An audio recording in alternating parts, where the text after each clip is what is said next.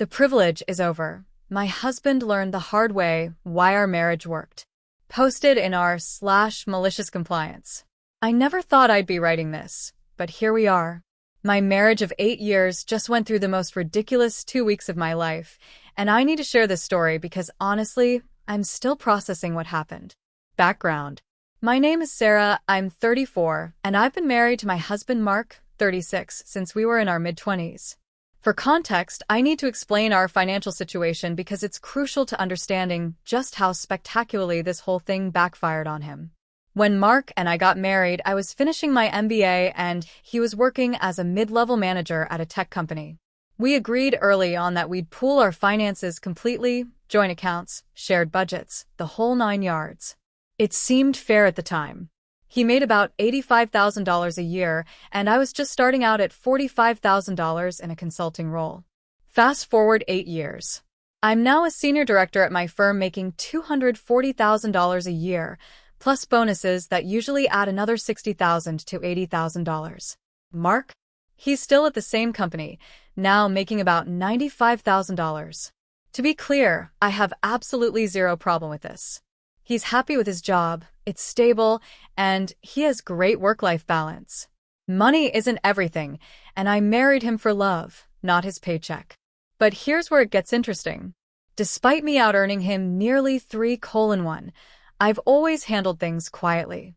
I pay most of the bills for my account, but I never made a big deal about it. We both had equal access to our joint account, and I never once threw my salary in his face. I bought him gifts. We went on nice vacations. I upgraded his car last year as a surprise. I just wanted us both to enjoy the life we'd built together. His parents, though? That's another story. The in-laws. Mark's parents, Patricia and Robert, are what I'd call traditionally minded. Patricia has never worked outside the home, and Robert was the sole breadwinner throughout their marriage. He worked in middle management at a manufacturing company and retired at 65 with a decent pension. They're not poor by any means, but they've always lived modestly. From day one, Patricia has had this weird thing about me working. She's made comments over the years like, "When are you going to give Mark children?" And "A man needs to feel like a provider, dear." I've mostly brushed them off because Mark usually defended me. Usually. Every Sunday for the past 8 years, we've hosted his parents for lunch. It started as a monthly thing but somehow evolved into a weekly obligation. Patricia is a decent enough person despite her outdated views, and Robert is mostly quiet, so I went along with it to keep the peace. Here's the thing nobody knew. I was the one funding these lunches. Every single week. I'm talking grass-fed beef, organic vegetables, expensive wines, artisanal bread from the bakery downtown, imported cheeses, the works. I'm not a natural cook, but I learned because it mattered to Mark. I'd spend 3 to 4 hours every Sunday morning prepping a full spread, appetizers, main course, sides, dessert, the whole restaurant experience at home. The grocery bill for these weekly lunches? Typically $200 to $300 per week. That's over $1,000 a month, just for Sunday dinners. And that's not counting the special occasions, Easter, Christmas, Thanksgiving, birthdays, where I'd really go all out, sometimes dropping $500 to $600 on a single meal. But Patricia would always compliment Mark. "Your mother raised you right, son. Mark, this roast is wonderful. You must have a good eye for meat." She assumed he was providing all this, and I never corrected her because it seemed petty. The breaking point. 3 weeks ago, Mark came home from a guy's weekend looking uncomfortable. He'd been fishing with his dad, his brother Jake, and some family friends. I didn't think much of it. He goes a few times a year. But that evening, he sat me down at the kitchen table with this serious expression I'd rarely seen before. He said we needed to talk about our finances. My heart sank. Had we been hacked? Was there some emergency? "Sarah," he started, fidgeting with his beer bottle, "I've been thinking a lot about our marriage dynamic, and I think we need to make some changes." I waited, confused. The guys this weekend were talking about their marriages, and it made me realize something. I don't feel like I'm pulling my weight. I'm the man of the house, and yet you're paying for everything. I tried to interrupt, to tell him I didn't care about that, but he held up his hand. "No, let me finish." My dad said something that really stuck with me. He asked me who wears the pants in my marriage, and I didn't have a good answer. The truth is, Sarah, I feel emasculated. You make so much more than me, and while I know you don't mean it this way, I feel like I'm just your dependent. I was stunned. In 8 years, he'd never expressed anything like this.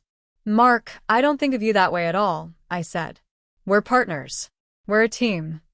I know you say that, but actions speak louder than words. I think we need to split our finances.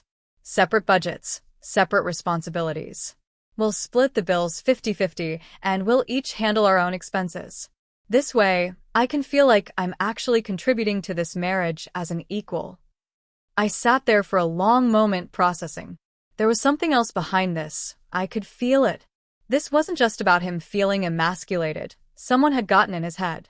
Did your dad or Jake say something specific? I asked. He looked away. Jake mentioned that Amy makes him pay for half of everything, even though he makes less than her. He said it taught him to budget better and appreciate the value of money. Dad agreed that it was the right way to handle modern marriages. I almost laughed. Jake's wife Amy made maybe $10,000 more than him, and she was notoriously cheap. But I bit my tongue. And you're sure this is what you want? I asked. To split everything 50-50? Yes, he said firmly. The privilege is over, Sarah. From now on, we have separate budgets. We'll each pay our fair share. It's the only way this marriage can work long term. The privilege is over. Those words echoed in my head. The privilege of what? Of me quietly subsidizing his lifestyle? Of me making his parents think he was some great provider? Of me never asking him to step up financially? But you know what? I was tired. Tired of the Sunday performances. Tired of his mother's subtle digs. Tired of being underappreciated. So I smiled and said, okay, let's do it. Separate budgets starting immediately. He looked almost relieved, like he'd expected a fight. Really? You're okay with this? Absolutely, I said. Fair is fair. We'll split everything 50-50. I think it's a great idea. We shook hands like we were business partners, and I went to bed that night with a plan already forming. The new arrangement. The next day, I sat down and made a detailed spreadsheet of all our household expenses. I'm a consultant. Spreadsheets are my love language. Here's what our monthly expenses looked like. Housing. Mortgage. $3,200. We live in a high cost of living area, and I'd put down a huge down payment from my bonuses, property tax, $800 home insurance, $200 HOA fees, $300. Utilities. Electric, $180 gas, $100 water/sewer, $90 internet, $100 streaming services, Netflix, Hulu, HBO, Disney Plus $80. Vehicles. Mark's car payment, $520, his car loan, which I'd been paying, Mark's car insurance, $180 my car payment, $0 I own mine outright, my car insurance, $140. Other. Groceries, $800. This was our normal weekly shopping, not including Sunday dinners. Gas for vehicles, $200 house cleaning service, bi-weekly $240 lawn service, $180 gym memberships, $160. Total monthly shared expenses, $7,470. Mark's half, $3,735. His monthly take-home after taxes and insurance, roughly $5,800. My half, $3,735. My monthly take-home, roughly $14,500. Now here's where it gets interesting. Those Sunday dinners? Not in the shared budget anymore. That was always my thing according to the new arrangement. Mark had assumed I'd keep doing them because I enjoyed cooking for his parents. I sent Mark the spreadsheet. He looked it over and went pale. This is almost $4,000 a month just for my half, he said. Yes, I replied cheerfully. That's what 50-50 means. Fair is fair, right? But that leaves me with only $2,000 for everything else. My personal expenses, entertainment, savings.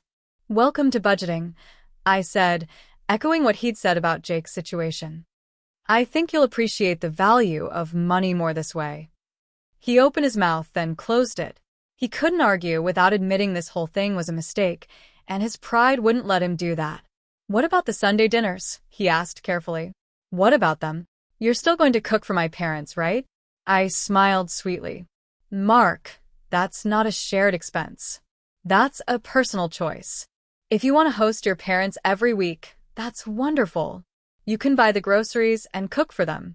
Or we can split that cost too, another $250 per week, so $125 each. His face went through several emotions. $125 a week? That's $500 a month. Yes, I've been spending $1,000 to $1,200 a month on those dinners. But we're splitting expenses now, so it would only be half that for you. He was quiet for a long moment. I can't afford that. Not with the other bills. That's okay, I said breezily. We can just stop hosting them every week. Maybe once a month or so, when it fits our budgets. But it's tradition. They expect it. Then you'll need to explain to them why the tradition is changing, I said. After all, this was your idea. I could see him struggling. He wanted to back out, but his pride wouldn't let him. He'd made such a big deal about being the man of the house, about contributing equally. He couldn't admit defeat after one day. Fine, he said finally. We'll figure it out. The first week of our new arrangement was illuminating. Mark had always done some grocery shopping, but he'd never paid attention to prices. He bought what he wanted, what looked good, what was convenient. Now he was checking every price tag, comparing brands, looking for sales. His portion of the grocery bill was supposed to be $400 a month, $100 a week. He blew through $180 in his first shopping trip and came home panicking. How do you make the grocery money stretch? He asked me. Meal planning, buying in bulk, choosing store brands, shopping sales, not buying organic for everything. I listed off. These were things I'd been doing for years, things he'd never noticed. But the organic beef you always get was coming out of my personal money, I interrupted. I bought the nice stuff because I wanted us to eat well. But on a budget, regular beef is fine. He looked at the package of generic ground beef he'd bought and seemed to deflate a little. Meanwhile, I was still eating the same way I always had, good quality food, organic when possible, nice wines. But I was buying it with my personal money and cooking for one. Mark was welcome to share if he contributed to the cost. The gym was another wake-up call. We'd both been going to a premium gym, $80 per person per month. It had a pool, sauna, great equipment, classes included. I need to cancel the gym membership, he told me on Wednesday. I can't afford it. There's a Planet Fitness down the street, I suggested. $10 a month. He looked horrified. But we always go to Equinox together. It's our thing. Was our thing, I corrected. Now we have separate budgets. I'm keeping my membership because I can afford it. You need to make the choice that works for your budget. He kept the membership that month, but I could see him calculating costs every time we went. The Saturday before. Saturday rolled around, and Mark hadn't mentioned anything about Sunday dinner. I certainly wasn't bringing it up. Around 4 p.m., his phone rang. It was Patricia. Yes, Mom, yes, we're still on for tomorrow. 1 p.m. like always, okay, see you then. He hung up and looked at me nervously. So, about tomorrow. What about it? What are we making? We aren't making anything. If you want to host your parents, you need to plan and cook the meal. Or you could take them out to a restaurant. That might be easier. Sarah, come on. You know I can't cook like you do. Then I suggest you look up some recipes online. YouTube has great tutorials. This is ridiculous, he snapped. You're being petty. No, I said calmly. I'm following the rules you set. We have separate budgets now. Hosting your parents is not a shared expense. It's your family, your choice. If you want me to cook, you can hire me. My catering rate would be about $500 for a meal of that caliber. He stared at me. You're going to charge me to cook for my own parents? No, I'm offering you a service at a fair market rate. Take it or leave it. Otherwise, you're on your own. He stomped off to the bedroom, and I heard him furiously typing on his phone, probably complaining to Jake. That evening, I watched from the living room as Mark attempted to figure out what to make. He was Googling easy Sunday dinner recipes and looking increasingly stressed. Around 8 p.m., he came back to me. Okay, what if we split the cost? I'll pay for the groceries if you cook. Mark, the groceries alone for the kind of meal your parents expect are $200 to $300. Can you afford that? He checked his banking app and went quiet. After paying his half of the bills, his first grocery trip, gas, and a few other expenses, he was already running low for the month. What if we do something simple, he suggested. Not the fancy stuff. Just normal food. That's fine with me, I said. But you should probably let your parents know to adjust their expectations. He didn't call them. Sunday morning. I woke up Sunday morning to the sound of Mark clattering around in the kitchen. It was 7 a.m. I made myself coffee and watched from the doorway as he attempted to figure out our kitchen. He couldn't find the roasting pan. He didn't know which knife to use for what. He bought a chicken, smart, cheaper than beef, but was Googling how to cook a whole chicken on his phone. You need help? I asked. He looked up, frustrated and already sweating. Where's the meat thermometer? Third drawer down, left side. How long does a chicken take to cook? Depends on the size. Usually about 20 minutes per pound at 375 degrees. He looked at the chicken. How do I know how many pounds it is? I just pointed at the label on the wrapper. For the next several hours, I sat in the living room reading my book and listening to the chaos in the kitchen. At one point, I smelled burning and resisted the urge to help. This was his learning experience. At 12:30, Mark emerged looking frazzled. It's ready. Well, it's done. I don't know if it's good. I walked into the kitchen and assessed the damage. The chicken was definitely overcooked and dry-looking. He'd attempted roasted potatoes that were somehow both burnt on the outside and hard in the middle. There was a salad that looked decent, hard to mess up pre-washed lettuce.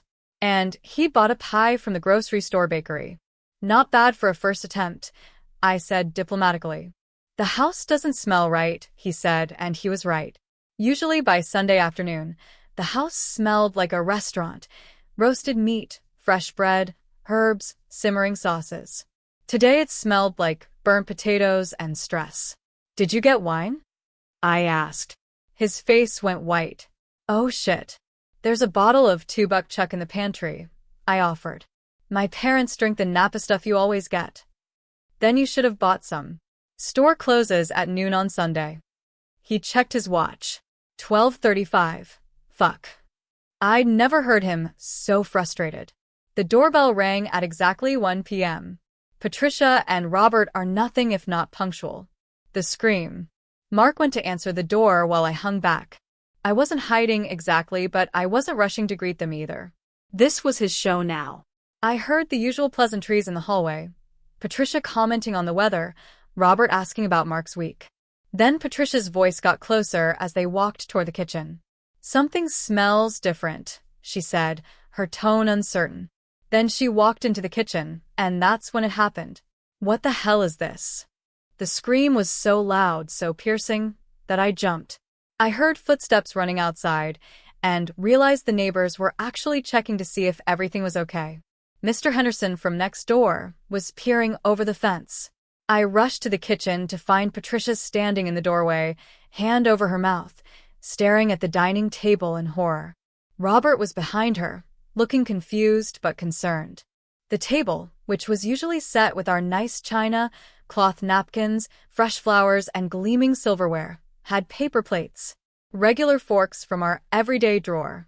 No centerpiece. No wine glasses because there was no wine.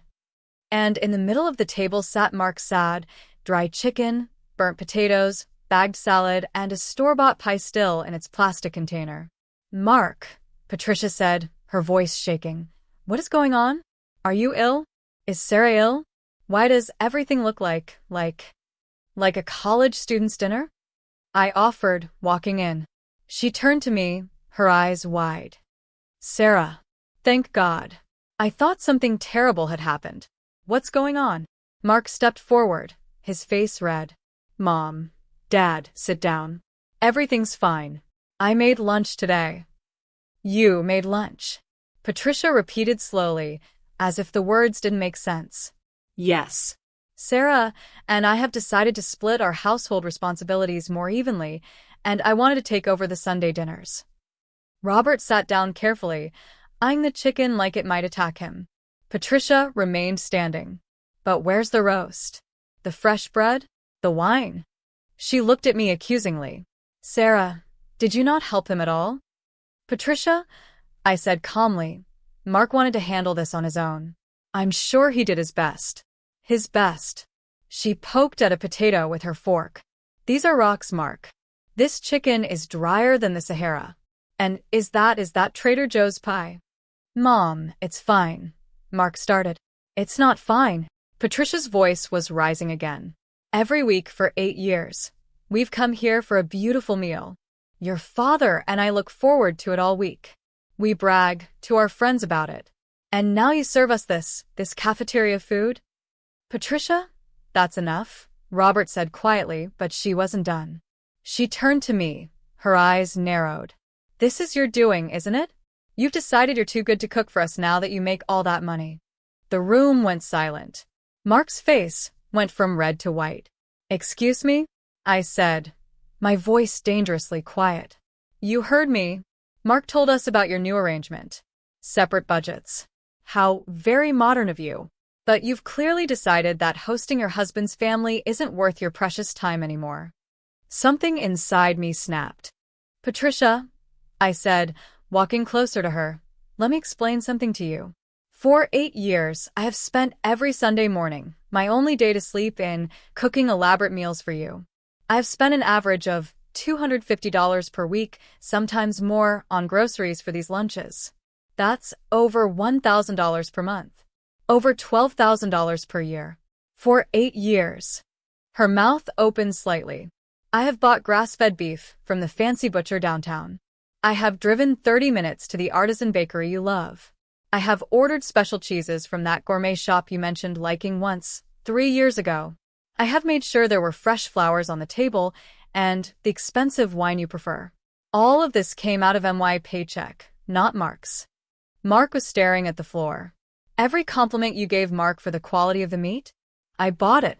Every time you praised the wine selection, I chose and paid for it. Every time you told Mark he was such a good provider, you were actually complimenting my ability to provide. Patricia's face had gone from red to pale. I didn't know. Of course you didn't know.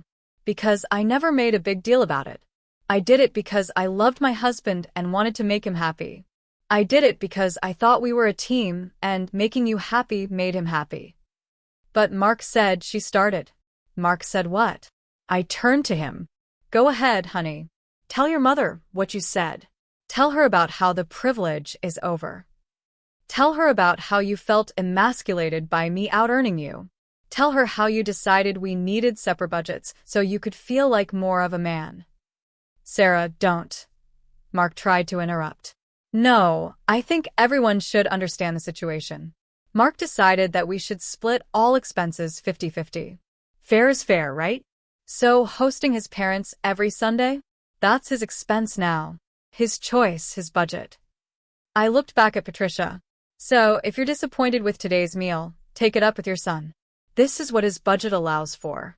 If you want the meals we used to have, you're welcome to contribute financially, or you can adjust your expectations. The silence in the room was deafening. Robert was looking at Mark with an expression I couldn't quite read. Patricia seemed to be processing everything, her mouth opening and closing like a fish. Finally, Robert spoke up. Mark, is this true? Sarah has been paying for all of this.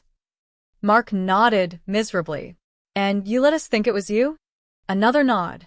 Robert stood up slowly. Patricia, get your purse. We're leaving. But Robert. Now, Patricia. As they gathered their things, Robert turned to me. Sarah, I apologize. For our assumptions, for our ignorance. You've been more than generous, and we didn't appreciate it. To Mark, he said, we need to have a conversation. A long one, but not today. After they left, Mark and I stood in the ruined kitchen, the sad meal still on the table. Are you happy now? He asked bitterly. Am I happy? I repeated incredulously.